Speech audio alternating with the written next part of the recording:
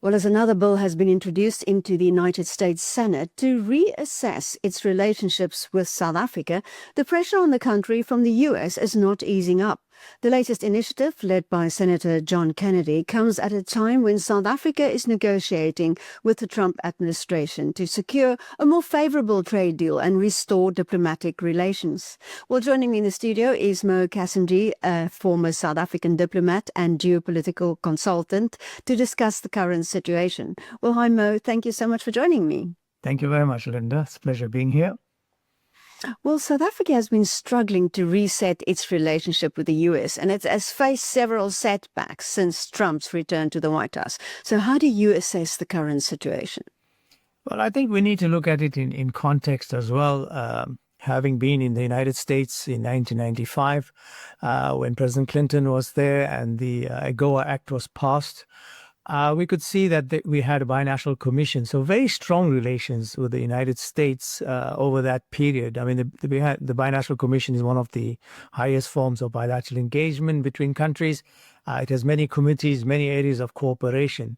So to see from where we were then to where we are now and the type of pressure that is on South Africa is also indicative of what's happening on the global stage. So South Africa needs to be looked at both as an individual country in its relations with the United States, but also needs to be looked at holistically in terms of what the United States foreign policy is towards its allies, towards other countries in the region as well as with the America First foreign policy agenda. But obviously the pressure on South Africa has been building even under the Democratic Party with President Biden being there and Congress, some of the initiatives that have come out of Congress criticizing South Africa, whether it's South Africa's foreign policy approach, it's whether they feel South Africa's foreign policy is misaligned more closely towards so-called adversaries of the United States, issues around Taiwan, and things that were kind of the United States felt was impacting upon their national security. But the United States generally has taken a very similar view towards, say, India and other countries in the world where it feels its foreign policy is being kind of not followed in a certain way. So under the Biden administration, you had noises in Congress, obviously at various activities happening in South Africa, the Lady R, but that was cleared. But I think the White House acted as a gatekeeper, and there was a much more strategic approach to South Africa in the sense that with China moving to Africa, Russia, other countries, that is important for the United States to be engaged with South Africa. But that obviously has changed now under the Trump administration. And we're seeing a lot more activity against South Africa in the US Congress. First, we had the bill in the House of Representatives by Congressman Jackson. Now we have from Louisiana a senior senator. And I think that is of concern because of the Senate's influence on foreign policy in general. And we know that Marco Rubio was also in the Senate Foreign Relations Committee. So you now have two bills pointing towards South Africa. So that is a matter of concern. But also we have other initiatives being taken by South Africa. I felt the White House meeting was better. It wasn't perfect in terms of how the whole thing unfolded. But for South Africa, I think it came out much more stronger than anticipated. And I think relations tended to improve from there.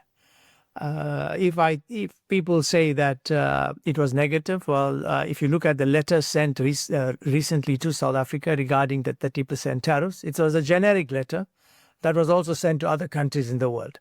So how do we distinguish between individual relationships and global relationships with the United States being a country that has taken a certain foreign policy position, even against the EU and against traditional allies? So this makes it a very complex terrain in which to work in. But I think what South Africa is doing well and always has done well is to say we will continue to engage. And that is something that comes from former President Mandela. The idea of engagement and consistently in dialogue with whoever you are, irrespective of the response that you are receiving. And hopefully at the margins of UNGA 80, there will be further discussions between the United States and South Africa. Are you talking about the meeting in New York next week? The meeting in New York, that's correct. Yeah. President Ramaphosa has indicated that he might be there and he would engage directly with key figures. Would that make any difference, do you think?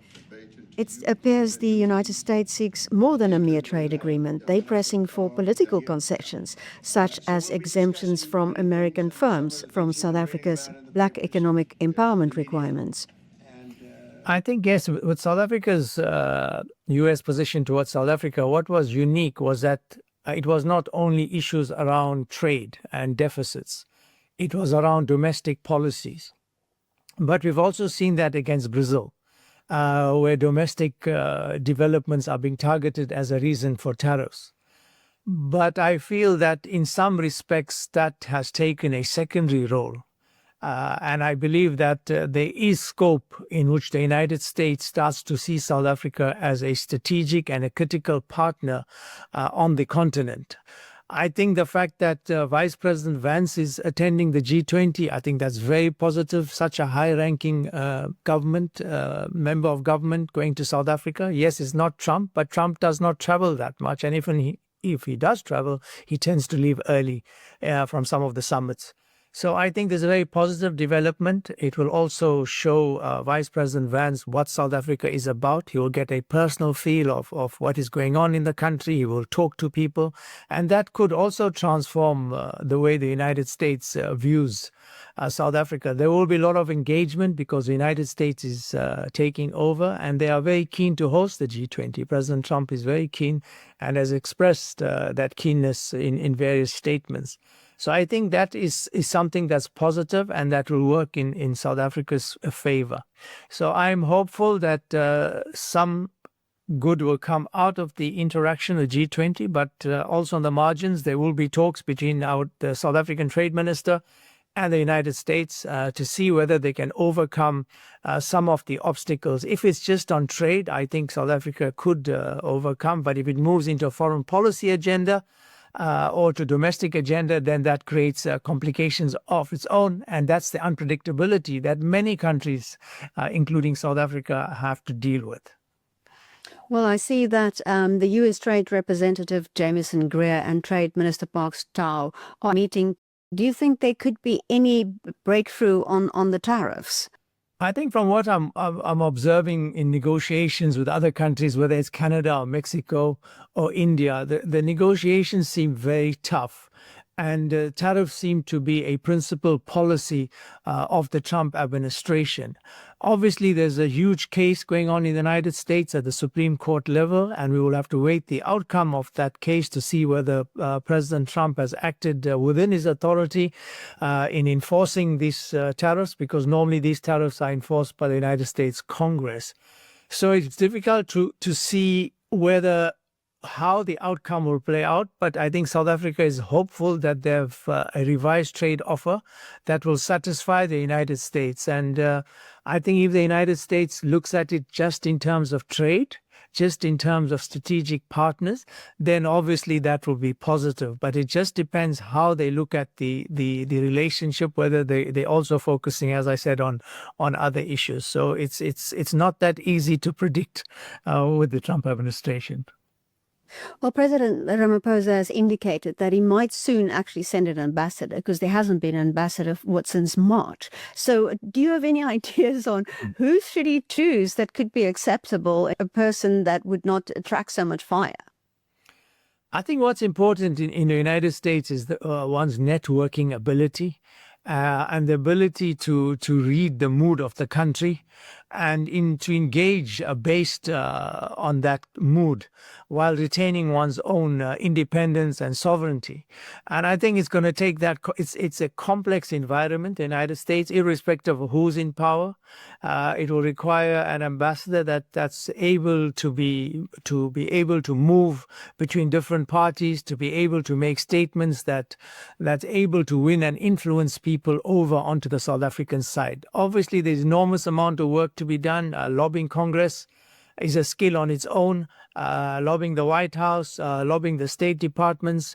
I think it's going to be somebody that's able to woo the American administration, and especially Donald Trump, in terms of there's a much more personal engagement that will have to be undertaken. So it will be needs to be somebody who speaks his language, who has common synergy with him. And we saw the delegation that went for the first meeting. It was golfers, it was businessmen, Johan Rupert, and I think Ernie Els. So I think it will have to be somebody who's very broad-based, as opposed to coming from a bit of a narrow political standpoint, but taking on a much more broader perspective. So it'd be interesting to see who the president chooses, and it's important that it's somebody who, obviously, one cannot trace any statements that are negative as well towards Donald Trump. I think that will help. So I think it's a very complex process of choosing. The United States doesn't yet have its ambassador on the ground in South Africa as well, and sometimes people forget that. And that confirmation hearing is still in the pipeline. So I think it's going to be a not an easy decision for the president, and I think with the history of what has happened previously, but it's so vital to strengthen the embassy, to have an ambassador, to have staff that supports the ambassador, because it's not only the ambassador, it's the staff. It's the hopefully there's a good lobbying unit, because work needs to be done. Once whatever the outcome of the trade negotiations, one has to continuously lobby Congress to ensure that you're able to neutralize some of the bills that are coming out of Congress, try and convince Congress that this is not the way to go, that there are other ways to raise issues of disagreement. So I think it's going to require a wholehearted effort from South Africa. And I think in this respect, I also want to highlight the importance of the U.S. Embassy and of South African embassies abroad in ensuring on a day-to-day basis that the relationship is maintained, and that work is being done in flying the flag for South Africa, but in a way that projects South Africa's cooperation approach to global politics and international relations. Can I be so bold as to ask you, do you have a name that could work? Because, traditionally, the South Africa, well, especially with the ANC government, would not choose somebody that is not from the ANC for such a high post like Washington or London. So, what kind of name could satisfy all these criteria that you were talking about? Some people have mentioned Tony Leon, but, you don't know whether that would be acceptable to the ANC caucus. Yeah, I think the list is with the name is, maybe few names are with the president, and he will have to apply his mind to see how best. But I think the president will be very much aware of the history of where the relationship is, the complexity of working with the present White House, and will have to apply his mind, and I'm sure he will, in ensuring that the best person is sent at such a critical time in the relationship between the United States and South Africa, and also at a very critical time that you have the G20 in November. And do you appoint an ambassador now, or do you wait after the G20? Because if somebody is nominated and the United States is not happy, would that impact on who's visiting? So there are various configurations, I think, that need to be taken into account. Well, this is a high-stakes game, and it seems that actually there is actually pressure to start doing it sooner than later. So do you foresee any way that South Africa could hope to stay in AGOA? Yeah, I think it's not just South Africa that's asking the question. It's also African countries as well. Having been in the United States as part of the team that lobbied for AGOA, it's been very successful for Africa and for South Africa, and especially for the motor vehicle industry, and especially foreign motor vehicle companies like Mercedes-Benz and Ford and so forth. So I think it's an important act of Congress. I think people forget that it's not a trade agreement. It's an act of Congress, and it's at the privilege of the United States that such a trade agreement is in place. I think at the moment it expires the end of September, so 30th of September, and there's concern whether there's sufficient momentum and focus on passing AGOA because of the tariffs. Because if you have tariffs of 30%, they actually neutralize any of the benefits from AGOA. And so I think they at the moment, they doesn't seem to, while there's bipartisan support for AGOA from both Republicans and Democrats, and there's various bills before Congress, I think at the moment there's attention is focused more on the tariffs. So what happens come 30th of September, we shall wait and see. But I don't see the momentum that one would have expected at this stage of the kind of process of extending or passing a different form of AGOA. But I think South Africa. Go ahead. Sorry. Please go ahead. I think for South Africa, AGOA has been very important from an agricultural point of view, especially citrus, and from a motor vehicle exports point of view. But it also impacts on supplier chains in South Africa and has possibly a loss of jobs, especially then impacts on South Africa's domestic priorities of economic growth and job creation. So that is why for the government of national unity, it's whose basic mandate is economic growth. I think it's very important to try and see how best, if AGOA doesn't go through, that some sort of trade agreement is in place. But what if that doesn't happen? Then you have to do plan B, which is then to try and diversify export markets.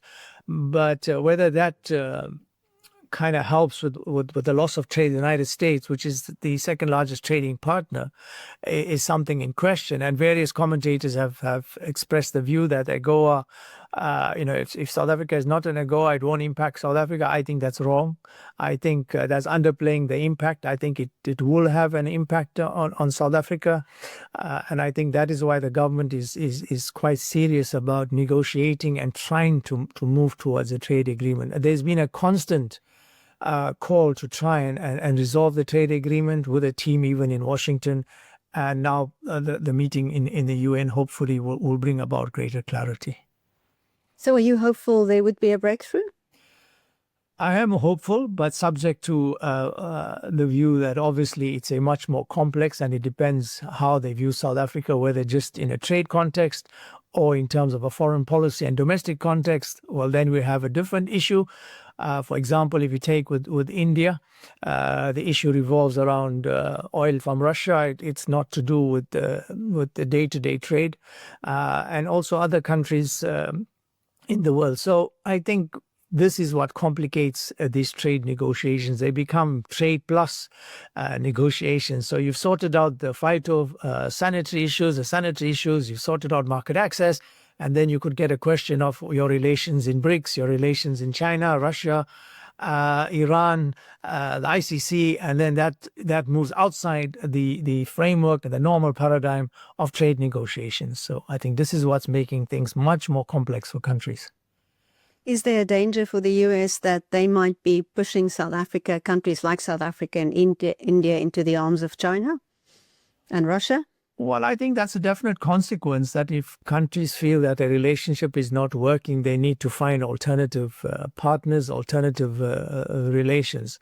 And obviously, you're seeing also the rise of the global South. You're watching through the Shanghai Cooperation Organization, the China asserting itself on the world, because it's a multipolar world, and countries are seeing spaces where they can assert themselves.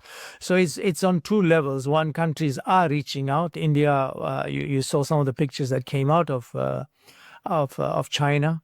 So countries are leveraging, are hedging, to try and see how best they can manage a global order that is in a state of flux. And it also points to the power of the United States is still a powerful country. I still think it is the most powerful country in the world, even though other countries are rising, although not as powerful as it may have been previously. So countries are having to see how best they can deal in this kind of international environment. One of the things that I looked at is the fact that no country in the world today has absolute power, hegemonic power. So we don't have a unipolar world order. We don't have a bipolar world order. We have a multipolar world order, but not in the traditional sense, but in the sense that each country has different powers and different power dynamics. So India may be a rising, emerging power, but its power dynamic is different from Russia, from EU, from America, and South Africa as well is as an emerging middle power. And then you got traditional middle powers like the UK, Sweden, etc. So it's a much more complex world, and countries are trying to find themselves. But the G20 is a vital meeting for South Africa, because South Africa will play its traditional role of being a bridge between the North and the South, between Africa and the rest of the world. So if it plays within that context, it will actually play a very important role in helping other countries, because there'll be a lot of meetings on the margins between countries that are there and looking for new partners and new markets in order to advance their interests and their influence in this evolving new global order. I think what's important to understand is that it is not uniquely South African at the moment in terms of its relations with the United States. It's also other countries are also facing pressures. But I think it's in South Africa's interest to ensure that it manages its foreign policy in the way that's coordinated and harmonized, so that it speaks with one voice. I think that is critical, and that it utilizes its embassies effectively to lobby on behalf of South Africa. Well, Mo Cassimjee, thanks so much for speaking to us. Thank you very much, Linda.